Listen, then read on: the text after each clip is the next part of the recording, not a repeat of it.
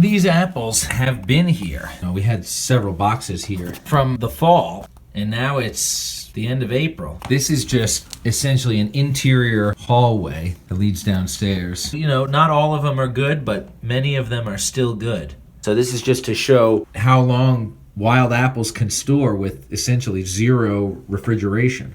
So they're not all good. This one is no good. You can feel a difference. But some of them, you know, the ones that feel really hard, which one tastes really good? So these apples are still fine for eating, but cooking them, making applesauce, will make sure that any bacteria, right? What do you think? Gonna kill bacteria? Cooking the fruit to a certain temperature is a preservation method because you're removing most of the bacteria. Then you're moving the sauce to a sterilized glass jar that will then seal itself because of the pressure created by the heat. That will also keep out oxygen, so it's perfectly preserved. You don't have to stick it in a refrigerator. It can easily go on a stock shelf. So we're making applesauce today. Not pretty, but we're just gonna give them a rinse. So that's all they need is a couple of seconds to get off any dirt or pesticides that might be on there. Just a little rinse. I just basically am taking the middle out.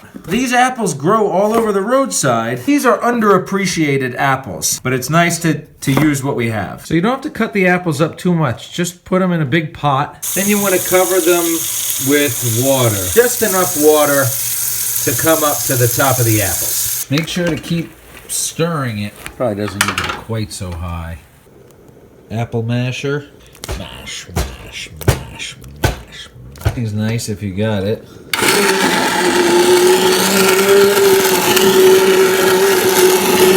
So you want to fill up another pot, cook it with the empty jars. You also want to add the lids so you can soften the rubber on the jar lids to get them to seal.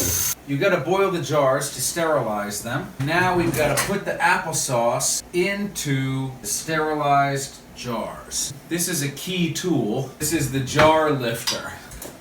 So we got to get these jars out, and they're full of hot water. The jars are hot, sauce is hot, and the lids are hot. You want to leave some room in the top of every jar, so don't fill the jars to the top.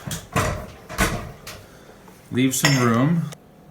This is the lid lifter, which is basically just a big long magnet. Then put on the bands. Great. We're going to boil these jars again for 10 minutes and longer if you're at high elevation. And the boiling is going to force all the air in the jar out. So when they come out of the water, they're going to seal nice and tight. Like, bacteria can't get in. As long as you have a sterilized jar and you sterilize your food, which you do during the boiling process, and you create an airtight seal, there's no room for microbe activity. One of the jars is broken. Great! It's done. So we broke a jar. Make sure to be careful because the heat makes the glass even more fragile. But no matter. More fragile as in if you bump it the right way, not that it's just gonna shatter spontaneously. Oh, there we go. That's the seal. Right, so you should hear them seal right away, but if you don't, that's okay because they will seal as they cool. And they're ugly because now they have little chunks of apple on them. These are all going to be fine. Applesauce.